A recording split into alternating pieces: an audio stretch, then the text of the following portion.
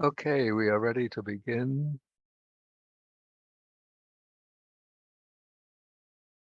Okay, so we could start by doing 3 bows to the Buddha. 1, 2, 3.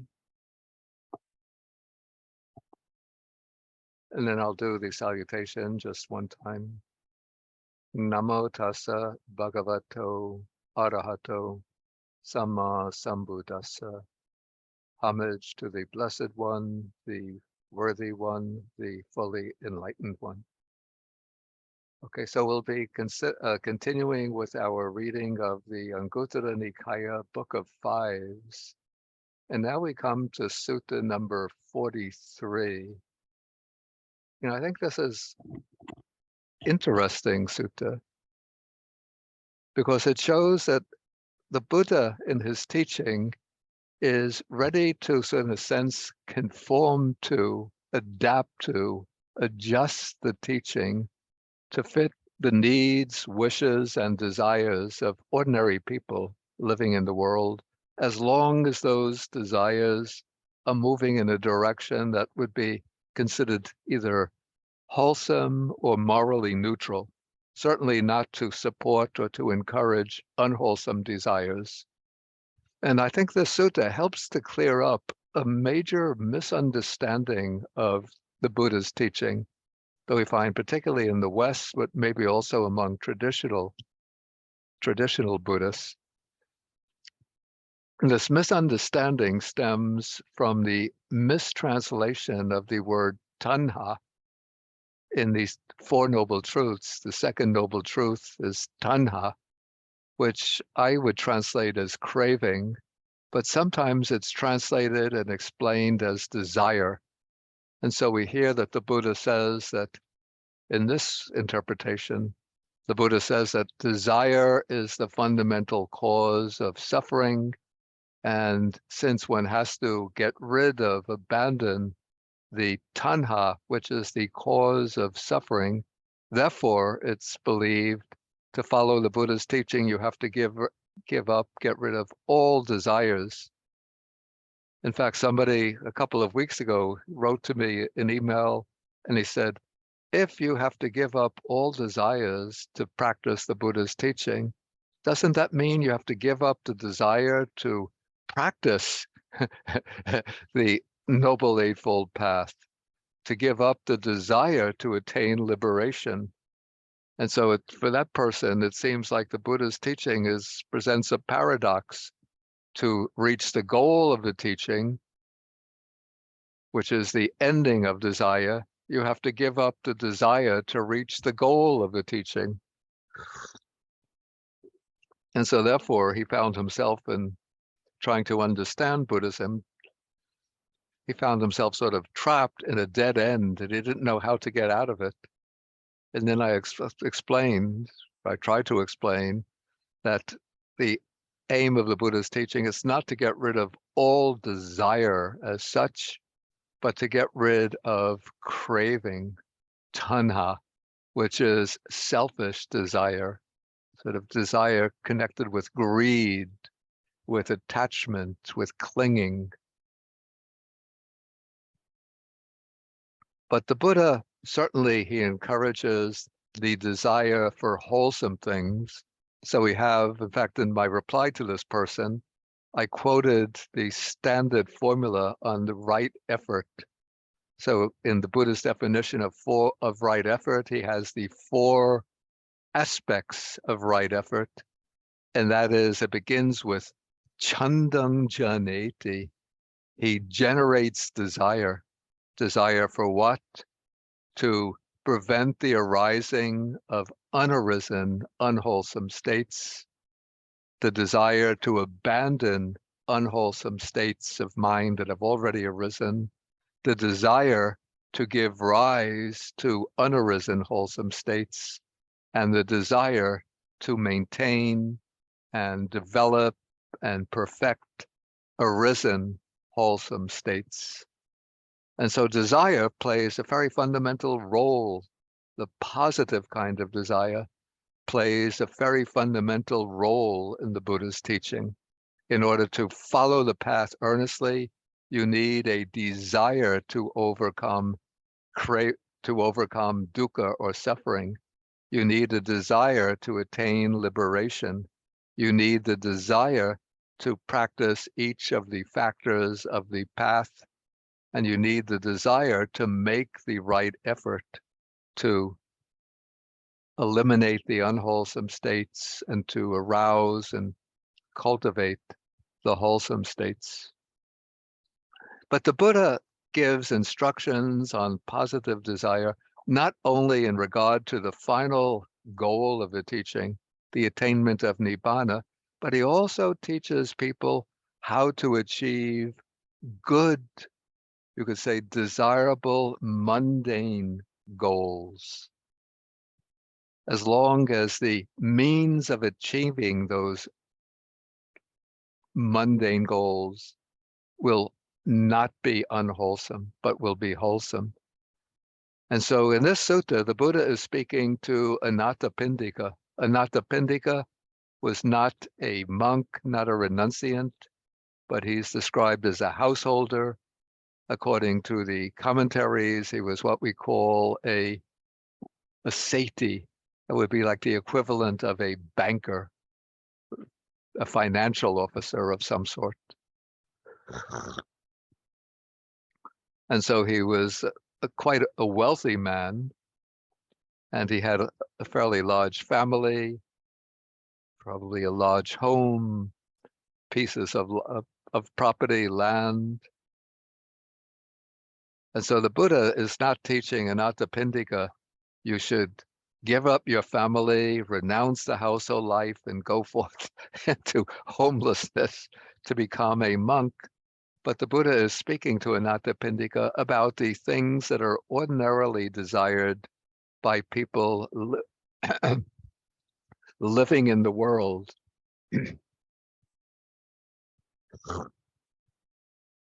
And so since this is a book of fives, he here mentions 5 things that are wished for, desired, agreeable, but rarely gained in the world. What are these 5? Long life, beauty. Then the third is given as happiness. I'll come back to this. The fourth is fame. So these are 4 goals, 4 aims that one could realize, or one might want to realize within this life itself. Then the 5th aim pertains to the afterlife, and that is not the final nirvana without any residue remaining, but this is rebirth in a heavenly realm. So these are the 5 goals. And of these 5, I said the third one is given here as happiness. The Pali word is sukha, which we ordinarily translate as happiness. But since all of these will be constituents of happiness, my assumption would be that sukha here would have a more specific or a narrower meaning than simply happiness. But maybe we could take this, at least for argument's sake, as equivalent to good health. Whoops.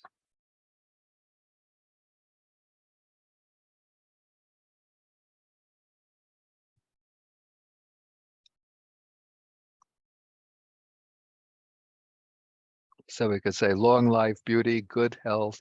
Yeah, then fame also needs a little bit of explanation, because in other suttas, the Buddha denounces and criticizes the craving for fame and the desire to gain name and fame is considered something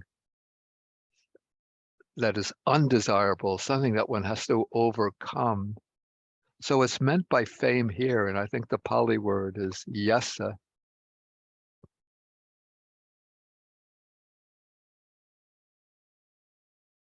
Nowadays we have like famous movie stars, famous rock stars, famous business people, Jeff Bezos.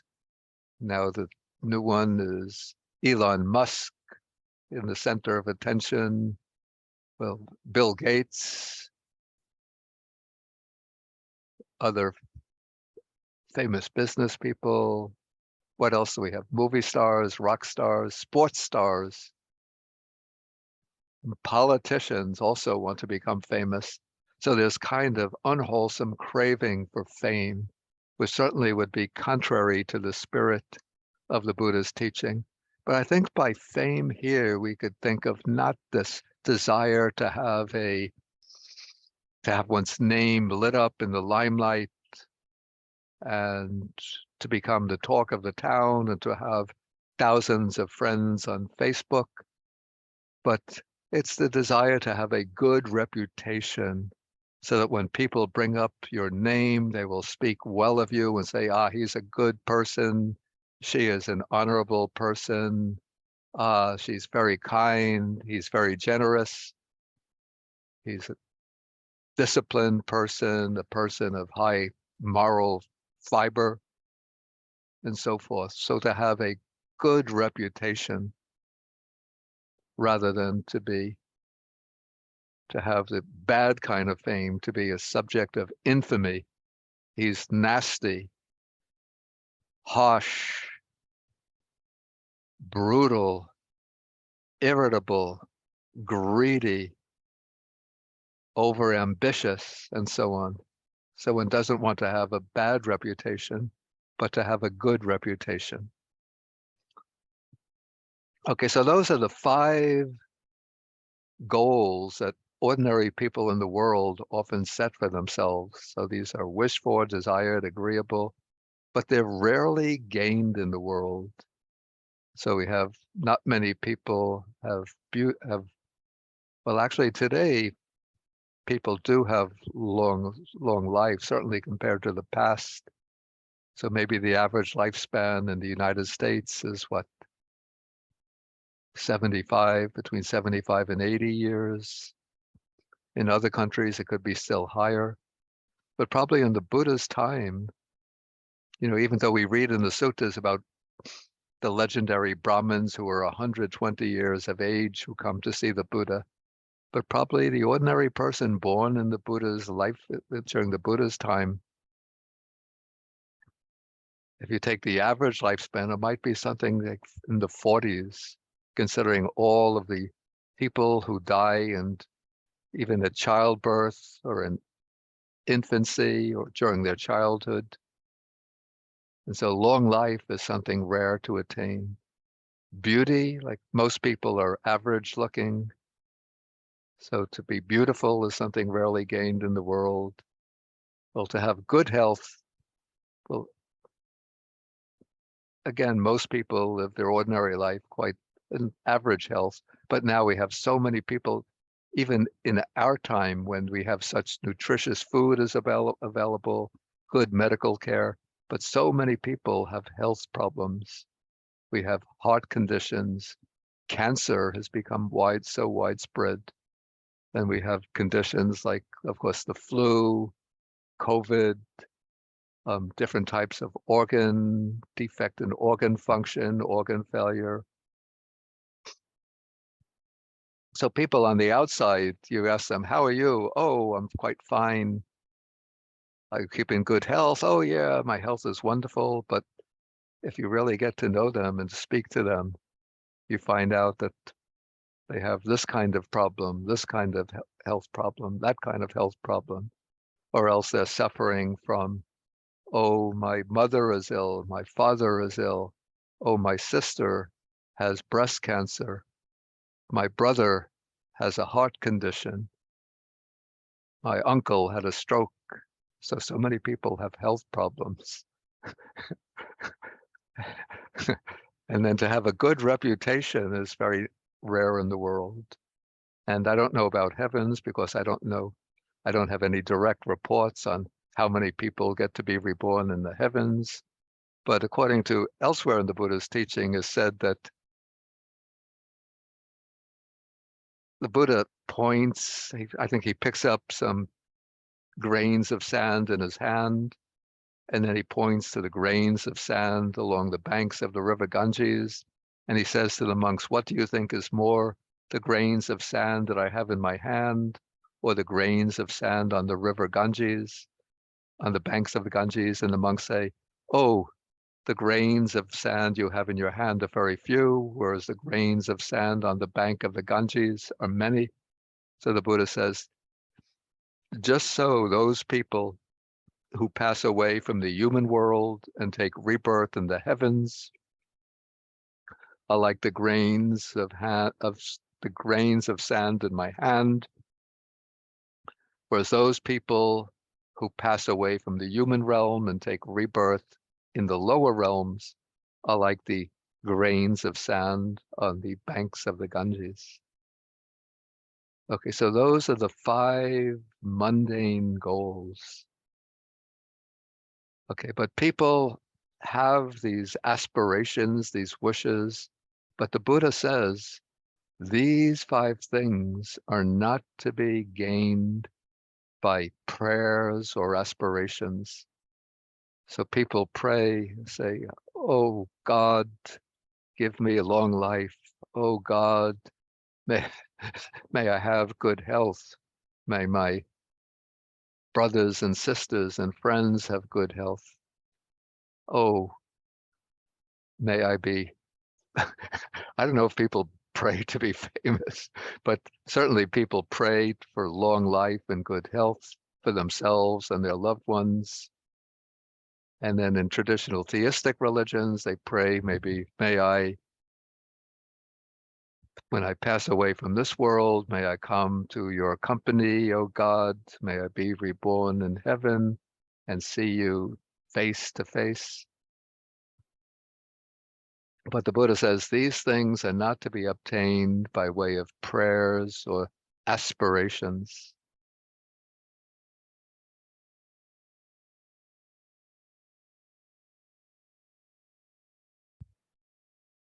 Yeah, the Pali word is ayachana. Ayachana is like pleading, please, please, please. And aspiration is patina. So just wishing, the Sanskrit prasthana. So if these things were to be obtained just by means of prayers or wishes, so everybody would be able to get them very easily. And so here, in this sutta, the Buddha is going to speak in very general terms. So the noble disciple who wishes for long life doesn't have to pray for it or yearn for it, but one who desires long life should practice the way leading to long life. And when he practices the way leading to long life, then he'll gain long life, either celestial or human. And then the same is said with regard to beauty, happiness or good health, fame, and life in the heavens. You don't get this just by praying for it, by delighting in it, by passively yearning for birth in the heavens. But to get to be reborn in the heavens, you have to practice the way conducive to heaven. And when you practice that way, then you will gain whatever you wish. And so for one desiring long life, beauty, fame, acclaim, heaven, high families, and lofty delights, the wise praise heedfulness and doing deeds of merit. Here the text, again, it just speaks broadly and generally about doing deeds of merit. And so the heedful person, by doing deeds of merit, secures both kinds of good in this life and the good pertaining to the future life. And so the steadfast one is called a person of wisdom. Okay, so I said this sutta speaks in very general terms, but to find the details of what kind of karma leads to what particular undesired result and what desirable result, the most useful sutta on that topic is in the middle length discourses. and that is sutta number 135. It's called the Shorter Discourse on the Analysis of Action, the Analysis of Karma. Do you see the file for that? I've put up the Yes, file. Bhante. Okay.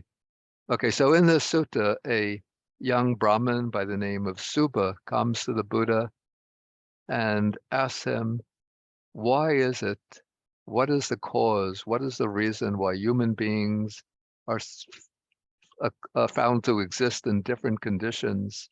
Some have short lives, others have long lives. Some tend to be sick, others are healthy. Some are ugly, some beautiful. Some are without any influence or power, others are powerful. Some are poor, some are wealthy, some are low-born, some are high-born. This is in relation to the Indian caste system. Some are foolish, others are wise. So what is the reason for these divisions between human beings? And then the Buddha, he begins with the general statement that beings are the owners of their actions. Their actions, the word here is karma. The heirs of their actions, they originate from their actions. They're bound to their actions. And they have actions as their patisarana, their refuge. What we can rely on is our own karma. And it is karma that distinguishes people or beings as inferior and superior. Okay, so the Buddha begins just with this broad statement about the operation of karma. And then the young Brahmin Subha asks the Buddha to elaborate. And then the Buddha is going to explain in detail. And some of the explanations here will illuminate the points made in the shorter sutta from the Anguttara Nikaya. And I have to say now, this is my own confession. I don't have personal visual experience of seeing the workings of karma. So these are statements coming from the Buddhist texts, which I would take to be reliable, since it's fairly reasonable to accept them as coming from the Buddha himself. Okay, so we have some man or woman. Each passage begins with the negative side first, and then the positive side. So we have a man or woman who kills living beings and is murderous, given to merciless to living beings. And so by performing that kind of action, this person will acquire the negative karma, the unwholesome karma of killing. And so on the dissolution of the body, the breakup of the body after death, this person, the tendency of that karma is to produce a rebirth in one of the bad destinations, even if the killing is severe enough, even in hell. So right here in America, we have some of these terrible, terrible killings taking place. Especially these gunmen who come into schools and start shooting up students, or come to public places, shopping malls, places where people congregate.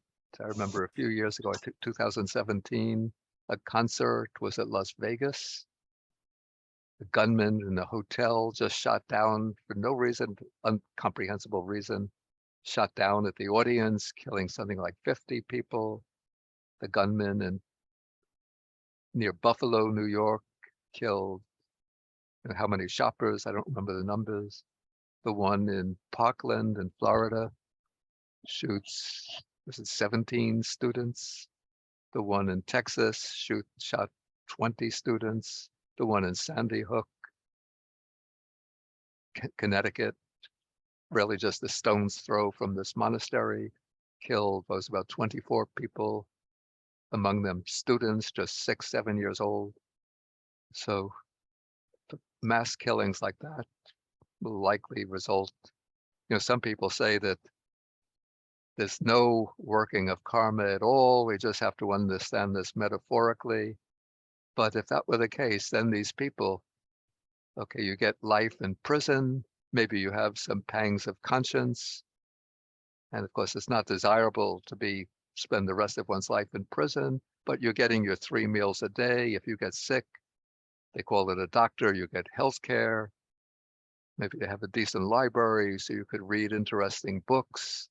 You get a break to do some exercise. Maybe even you have a prison softball team or something, I don't know. And so it's not the best kind of life, but it's certainly, you think it's not just compensation for taking the lives of 17 little students. But if there were no working of karma, that person would get off with the consequences would not be so terrible. And so for that reason, I think that there has to be some consequence, some impact of those actions upon the perpetrator himself, commensurate in the amount of suffering to the suffering that he has caused. And so for that reason, there would have to be some realm in which the amount of suffering is equivalent to the suffering he's caused. So that would be the hell. Okay, but then, okay, after passing the time in hell, or maybe through the working of some other karma, he doesn't go to hell, but he comes back to the human realm, and then wherever he's reborn, he has a short lifespan. So that is the way that leads to short lifespan, that is killing living beings. And particularly probably killing of human beings, that would be the heaviest type of unwholesome karma in the sphere of killing. Okay, then we have the positive side. We have the person who abandons the killing of living beings, abstains from killing living beings. So probably to get the powerful karma of abstaining from killing living beings, it's not enough just by chance you don't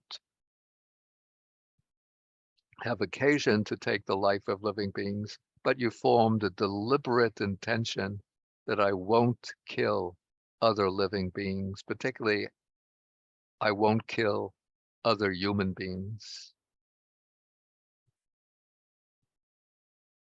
Okay, so when you form that deliberate intention not to kill, to take the life of living beings, okay, so that generates a strong, wholesome karma. So after death, this person, if the karma takes on the dominant role in generating rebirth, it will bring rebirth into a good destination, back into the human realm, probably under auspicious circumstances, or the rebirth in the heavenly realm. But if when that person comes back to the human realm, then he'll have a long lifespan. So that is the way that leads to a long lifespan, that is abandoning the killing of living beings. Okay, then we have the causes and conditions leading to illness, frequent illness. So here we have the person who apparently doesn't destroy the life, but the person is habitually given over to injuring beings, maybe inflicting physical damage, physical injuries upon them, or maybe even inflicting psychological injuries upon them, though the sutta doesn't say that, but inflicting psychological injuries upon them with harsh speech, with angry or hurtful speech. And so because this kind of action generates karma, that again, if it's powerful enough, it could lead to rebirth in one of the bad destinations. But if this person has some other karma that brings them back to the human realm, then they will be sickly, of frequently falling ill. So that's the way that leads to frequent illness. That is injuring beings with the hand, with sticks, with knives, with other weapons. And maybe I would add also hurting people verbally with caustic, abusive speech. And of course, everybody, virtually all human beings fall ill from time to time, but this would probably be referring to chronic or debilitating illness. And it might seem that, with statements like this, that one is blaming the victim. But first, this is not a matter of blaming anybody, but it's pointing out what are the causes and conditions that lead to these kind of consequences.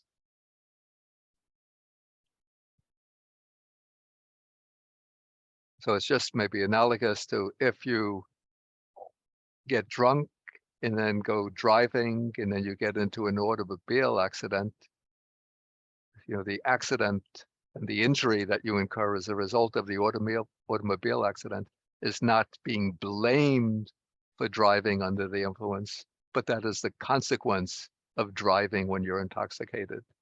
So similarly, in this case, frequently falling ill, having a chronic illness, is a consequence of this karma of injuring beings, at least according to the sutta. Okay, then what is the way that leads to good health? And so the answer given is that one doesn't injure beings, but probably one takes actions which will help other living beings, support their life in some ways, maybe providing food to the hungry, housing to the homeless, providing medical assistance to those who are injured or ill, and so on. And so those kinds of activities will generate the good karma that leads to good health. Okay, then we have appearances, what leads to being ugly, having ugly features, or being beautiful. I have to say, sometimes here I put question marks. So, but first let's see what the sutta says.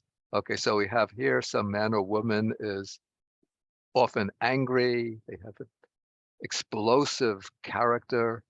So even if they're criticized a little, they get angry and they become resentful.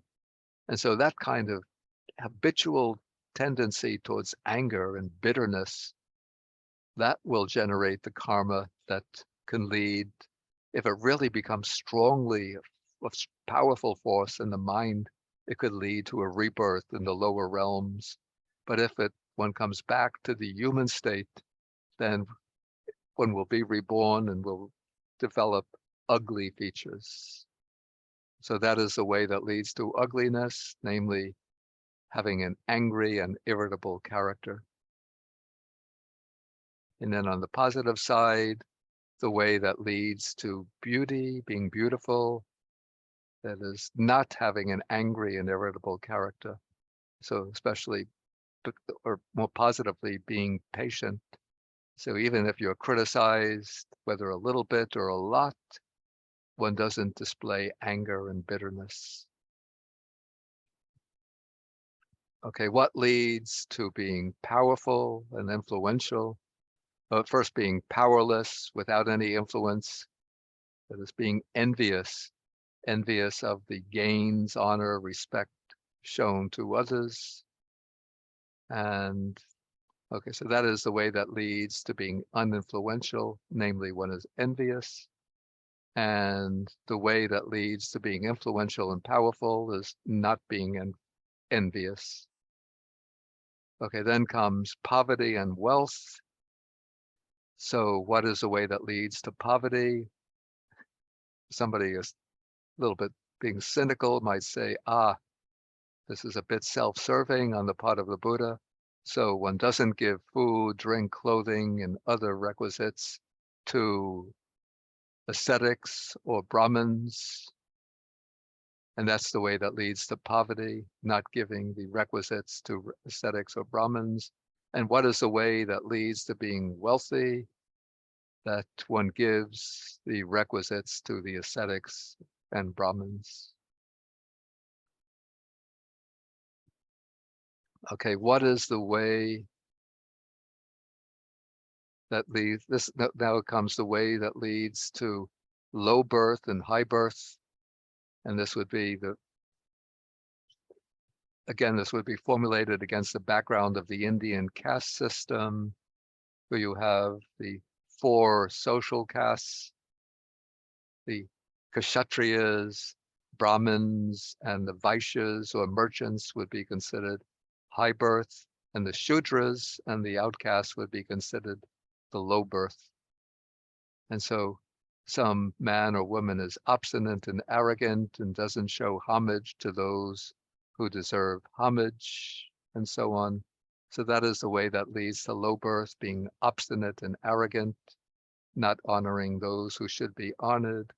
Whereas the way that leads to a high birth in the higher castes, is not being arrogant, but paying homage to those who should receive homage. Again, sometimes I have to put question marks about some of these, but maybe we can discuss afterwards. Okay, then what is the way that leads to foolishness and wisdom? Okay, the way that leads to being stupid or foolish, that one doesn't visit an ascetic or a Brahmin and ask questions about what is good, what is bad, what is blamable, what is blameless, what you should practice, what you should avoid, what leads to harm and suffering, what leads to welfare and happiness. So this is something that we could see for ourselves right in this present life itself. So if you don't get any kind of instruction, moral instruction, and you don't have an inherent, very keen internal moral sense, then you will be foolish and stupid, and you'll act in ways that eventually lead to your own suffering and the suffering of others. Whereas the way that leads to wisdom, in this case, you visit some ascetic or Brahmin, assuming that it's a wise ascetic or Brahmin, and you ask these questions, what is good, what is bad, and so on. And the ascetic or Brahmin gives you useful and valid explanations. And so that is the way that leads to wisdom, namely visiting a sage and asking these questions.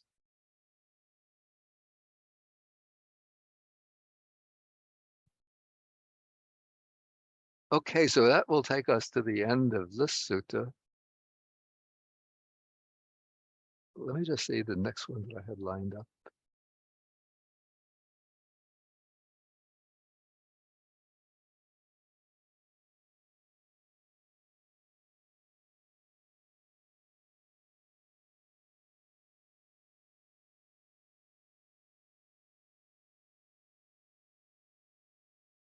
Okay, maybe we'll take the questions now.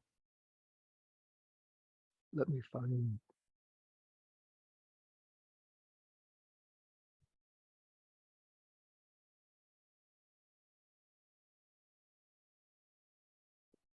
Okay, if you want to ask a question, you know what to do. You go to the, I think it's the line on the bottom of the Zoom screen where you see the hand symbol, and you click that. Okay, we'll start with Tim. Bhante, this is almost a rhetorical question, I think, but I would pose to you to clarify this emphasis on a positive rebirth in terms of being beautiful or being wealthy or being born into those circumstances, whereas in our culture, there's this worship of beauty and youth and wealth, and we'll put intelligence in there also. And that those strike me as, again, bearing in context, this is in ancient times, but sort of putting it in the modern context, that is I view that in essence as a dead end. That's sort of in the direction of the delusion side of things. Yeah. Go on, please go on. Yeah, and that's not what I'm holding in my mind when I'm sitting in meditation. I'm holding kindness and metta and those other kinds of concepts. Could you comment on that? Yeah, I mean, it's an interesting point, and I do have some like agreement with that. It seems almost as though some of these teachings are appealing to, we call this the coarser desires of people. The wish to be beautiful in a worldly way and to be powerful. We have all of these politicians now here in America. We have the elections coming up in a few days, and all of these politicians who are running for office are doing so because they want to be powerful, and some of them are willing to resort to all sorts of unscrupulous methods to win the election, to become people of power. So, I mean, here what I would say, my own personal opinion, it's good to sort of aim at striking the middle way in regard to each of these, or at least some of these goals. Like maybe we do want to have a fairly long lifespan, but I would say not to live too long if one is going to have poor health. To the late 80s, maybe early 90s is good. But to go on to, if you're going to be sickly, to the late 90s, into the hundreds, not so desirable. Everybody wants good health. I think that's something we should aim at. But I don't see the need to be exceptionally beautiful or to fear having what is conventionally regarded as ugly features. And sometimes this doesn't really work out so well in my own personal experience. There are people who I know who have beautiful features, but they get angry very easily. And there are people who are conventionally regarded as ugly, but they have very beautiful characters, very patient, kind, compassionate. And you might say that, okay, the reason why the one is beautiful now, though they have an angry character now, but they're beautiful because they were patient in a previous life, and now they've become irritable. Whereas the one who was now ugly was patient and kind in a previous life. I'm sorry, the one who is ugly now was angry and irritable in a previous life, and now they're patient and kind. Maybe, but yeah, I just don't know how it works. Yeah, and to aim to be powerful and influential. Maybe if you're powerful and influential without making a special effort, but just through the power of your virtue and your wisdom, then that's where you can exert a good, wholesome influence on others or on one's community or society. That's desirable. But to pursue power and influence for its own sake, that in my view is something to be avoided. Does that address the issue that you're concerned with? Yeah. Thank you very much, Bhante. Okay. Then we come to Sud. Thank you, Bhante. Basically, I think you kind of answered my question already. Yeah. For example, there are very powerful people that are also envious. Yeah. So how do you, I guess, reconcile that with the teaching? But then, how would you go about doing that? Yes. We could say that there's a logical explanation from the Buddha's point of view, but from the point of view of the Buddhist text. But whether that completely works out, again, I'm not so sure. So the logical explanation from the Buddhist text is in terms of this working of karma.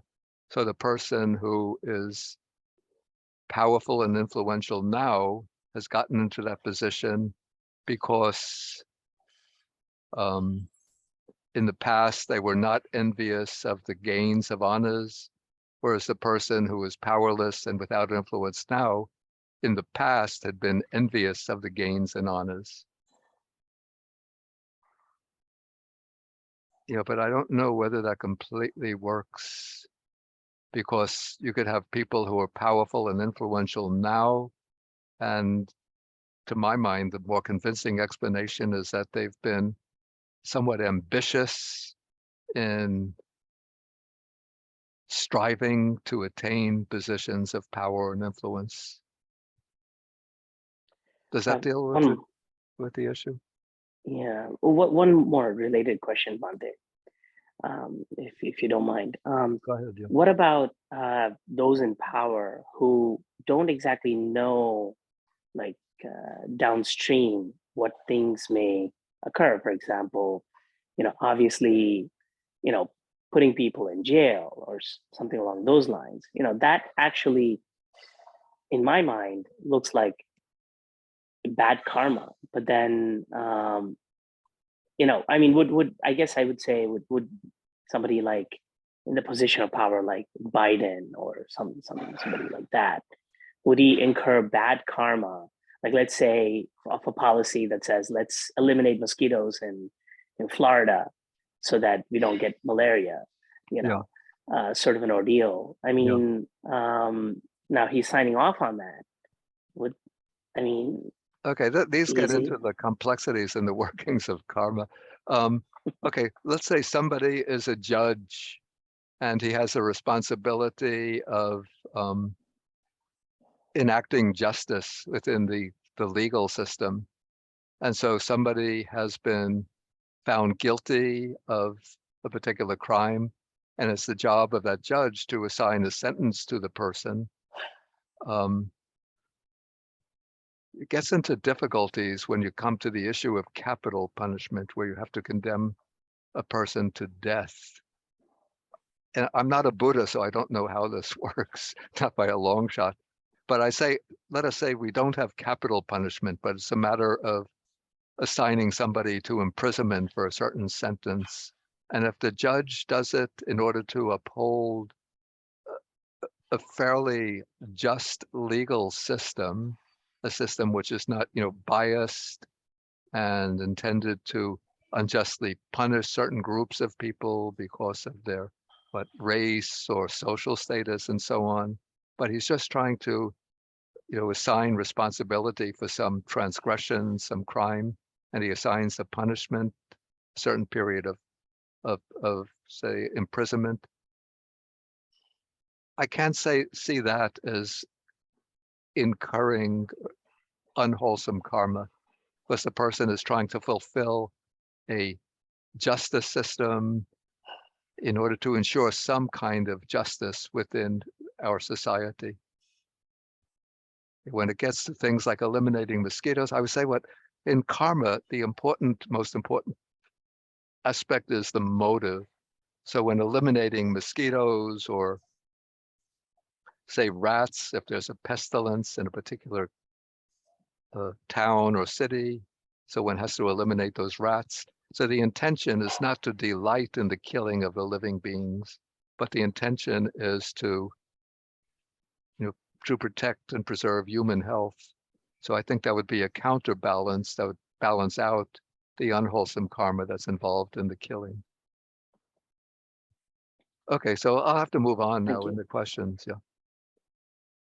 Okay, now we come to iPhone. I don't see the name, but iPhone.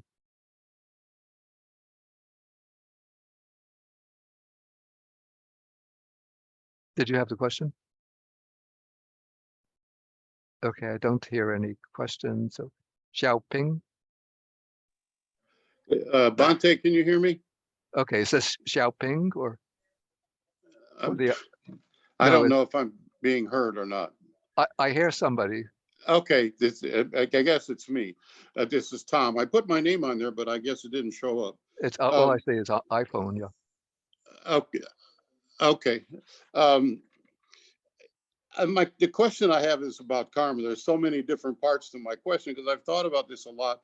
I wonder, I'm always to make it work for me, it has to be somewhat metaphorical, because you gave, for example, the example of someone leading a really nasty life and then being reborn, and then as a result of that karma, living a short life, and maybe a short, painful life. But I'm always thinking about, like you mentioned, shootings and a bunch of children being shot. Are we to say that karma would suggest that they lived some nasty life in the past and that was the result of their karma? I just can't get my mind around that. And I don't know. I remember hearing as long as we have this body, we're in trouble. So it's not just about, just the complexities. I don't think we can ever really truly understand. And I also worry that it would become, and it has in many cases, an excuse for social injustice. Well, you know, those guys, they have bad karma. That's why they're born into low caste and they suffer. So I just think my question is, are we sensible in interpreting it all with somewhat of a degree of humility, saying we don't get it all, and maybe some of it's metaphorical? And I guess that's my question. I take that approach myself, to which doesn't mean that I think that all of the explanations of karma are just metaphor. Certain things are quite literal, that there is karmic consequences. But the way that I look at it, at the working of karma, I don't burden my mind with trying to draw inferences from what happens in the present, looking back and saying that this must have happened because of some karma done in the past. Say the children in the Uvalde, Texas, who were shot in the school during the summer, was it May? Yeah, it was May, the end of May. I mean, I just find it too incredible to believe that these 20 children all were taking lives, were killers in some past life, and they all happened to come together in the school in Texas, and they were all killed by one guy in a shooting incident. So I don't always try to infer from what happens in the present back to the past. Certain things can just happen, in my view, just happen as part of the human condition. That in this human life, there are these sometimes vicious murderers who go out and kill. And this is a true tragic aspect of the human condition. But where I utilize the idea of karma is reflecting from my own actions in the present to what's likely to be the consequences of those actions in the future. So I rely mostly on the statement that in the general law of karma,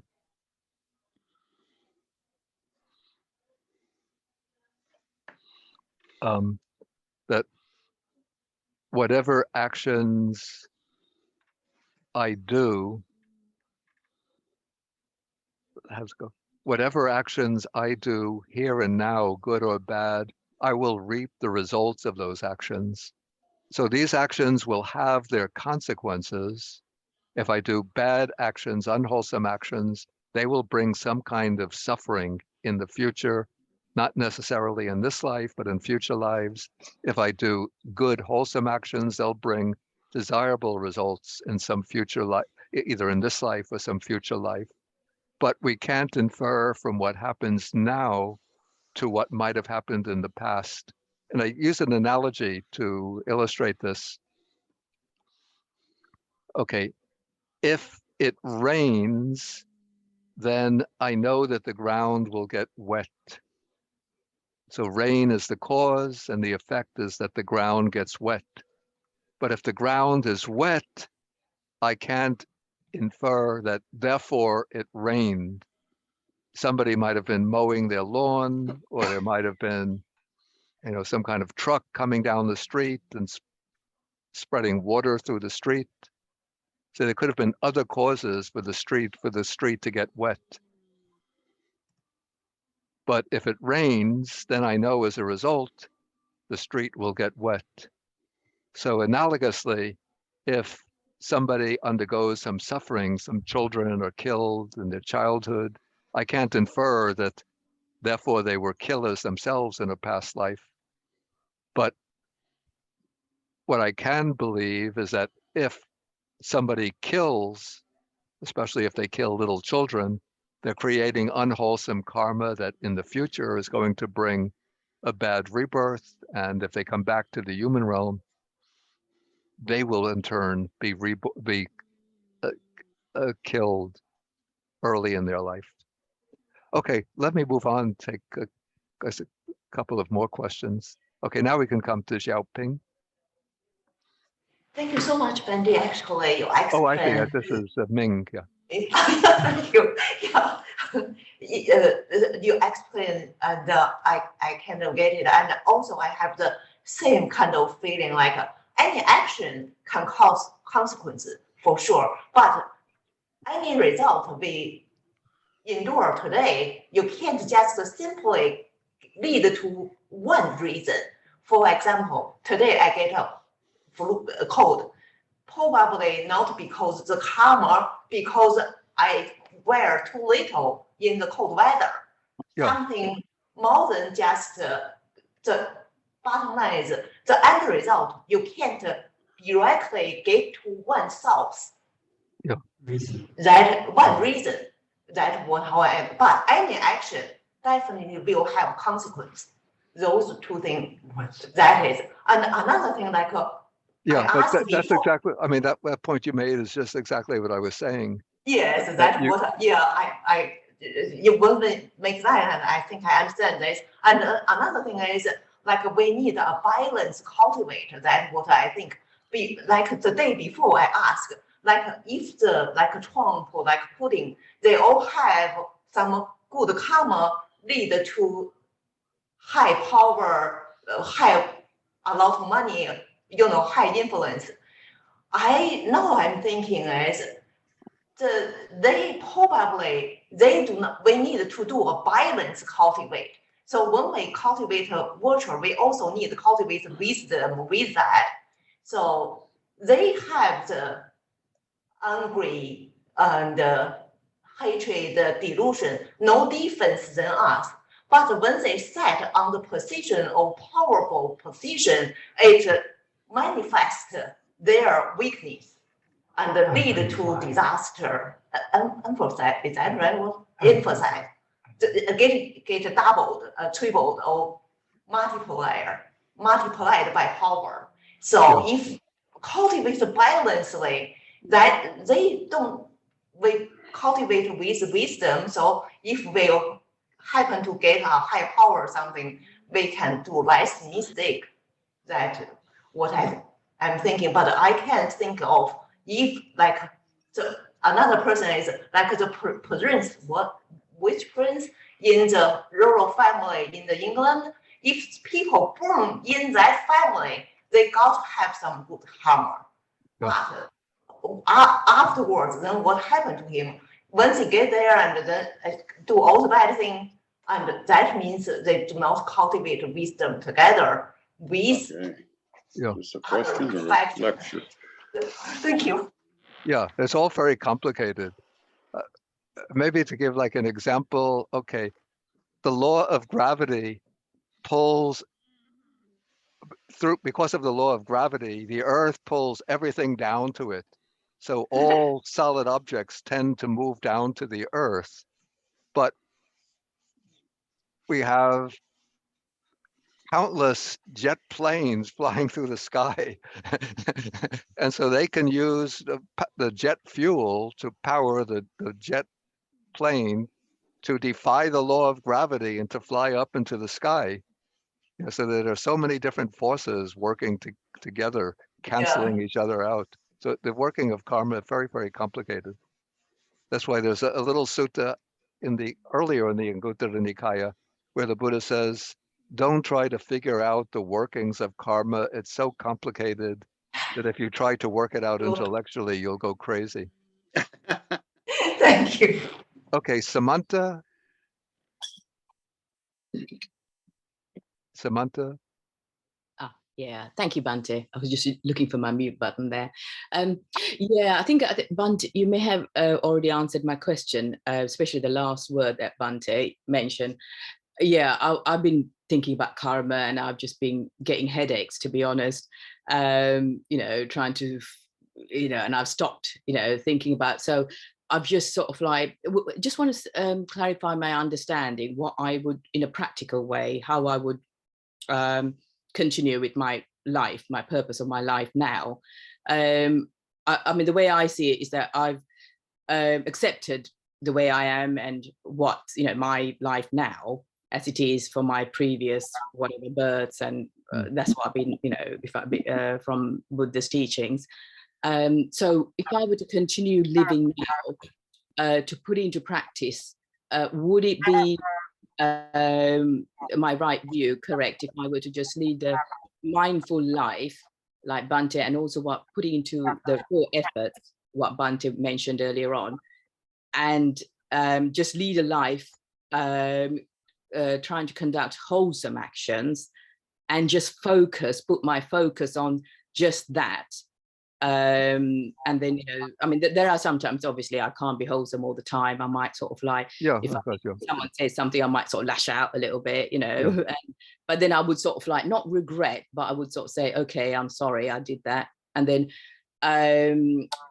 come back and then say, I won't make an effort to improve myself.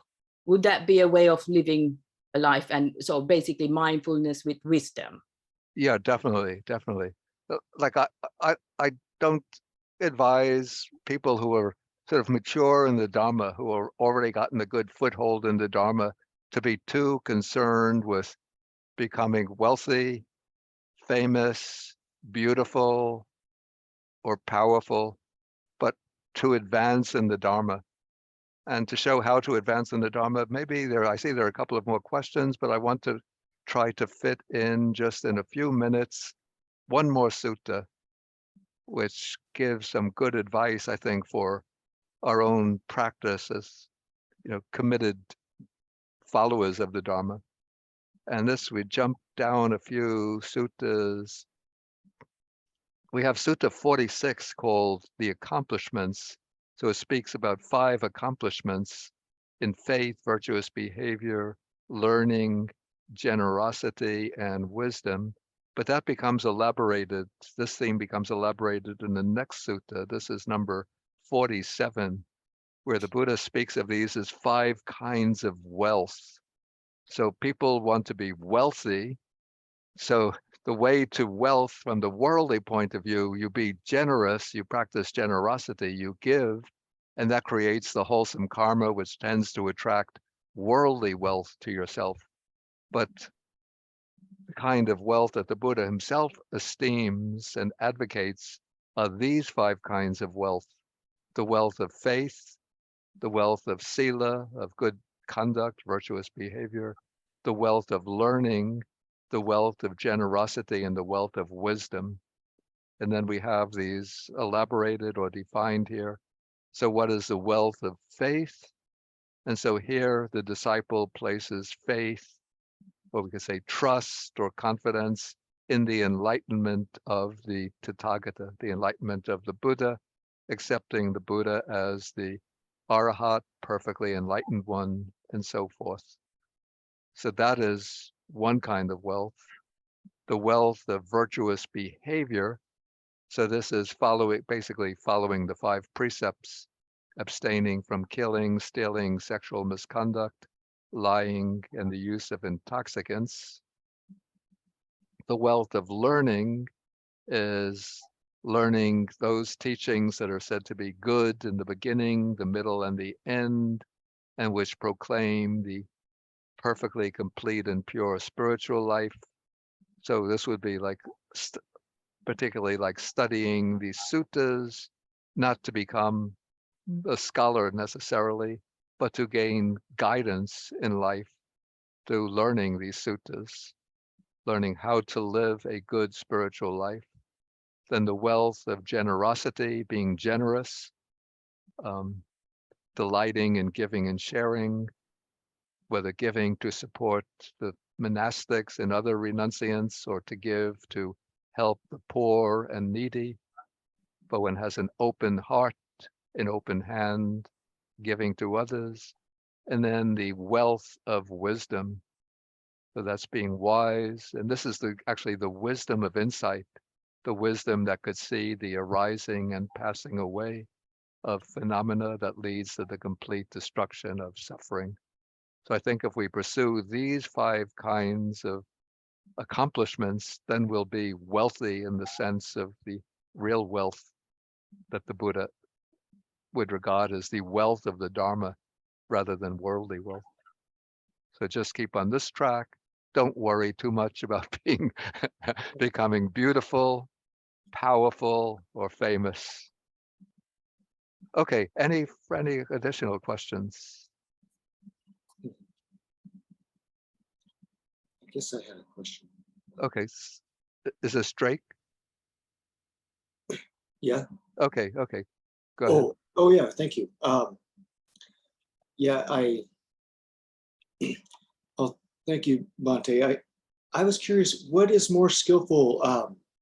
I had like 2 parts, because after listening to that presentation on the Buddhist Global Relief Fund, and I had some friends that were like skilled in movies and that kind of thing. So I thought, it would be nice to make a documentary on the Buddhist Relief Fund and then go around the world and see the different projects that they were supporting and meet the people and try and create like the joy of generosity, and inspire the audience to like admire and respect these people that are helping others, and to like feel moved by the benefit in the lives of the people that they touch.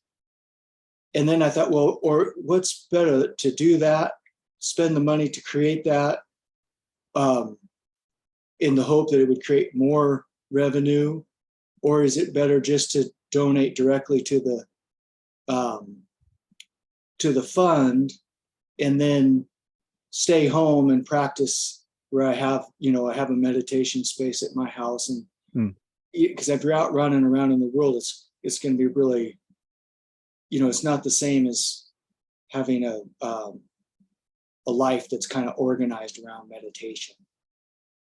Yeah, I don't see that the 2 are mutually exclusive, because making a documentary like that would just be, maybe it takes about a year to get all of the clips and edit it and produce. I have no idea, personal experience of filmmaking, but one could, while doing something like that, one could still have periods of meditation.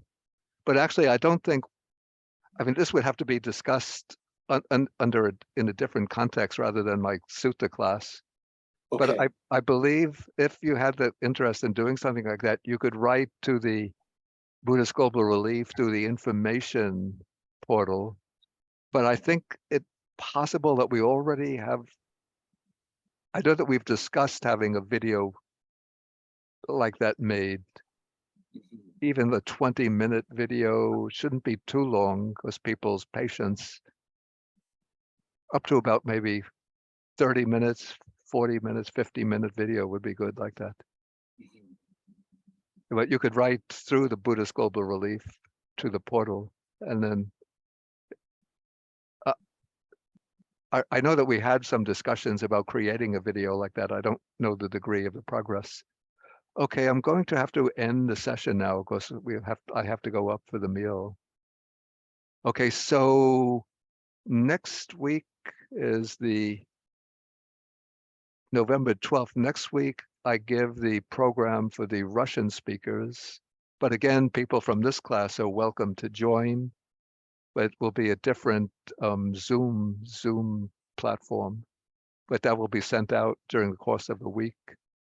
And in that session, I will deal with the stages and the progress of the path.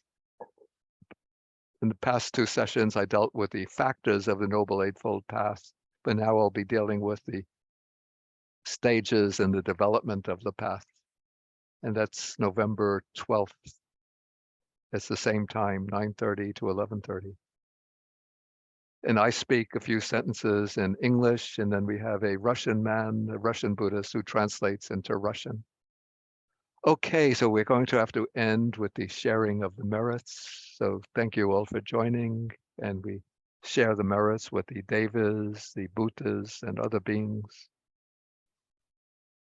Akasata Chabumata Deva Nagamahidika Punyantang Anumoditva Chirang Rakantu Sasanang. Akasata Chabumata Deva Nagamahidika Punyantang Anumoditva Chirang Rakantu Desanang. Akasata Chabumata Deva Nagamahidika Punyantang Anumoditva Chirang Rakantu Mang Parang Dukha Patajani Dukha Baya Patajani Baya Soka Patajani Soka Antu Sabepi Panino. May those in suffering be free from suffering. May those in fear be free from fear. May those in sorrow be free from sorrow. May all beings also be thus. And then we go Sadhu, sadhu, sadhu. Thank you, Bhante. Okay. Thank you, Bhante Bodhi. Thank you, Bhante. Thank you, Bhante. Have a great lunch. Be safe. Okay, thank you. Good health. Thank you, Bhante. Thank you, Sadhu, Okay, thank you. Take care. Thank you. Thank you. Bye. Be safe, Bhante. Bye. Okay, thank you. Thank you, Okay, take care. Bhante. Sadhu, Bye, sadhu, Bhante. sadhu. May you be well and happy. Okay, thank you. Okay, please take care. Thank you. Bye. Take care, Bhante. Okay, Sadhu, sadhu, sadhu. okay, I'm going to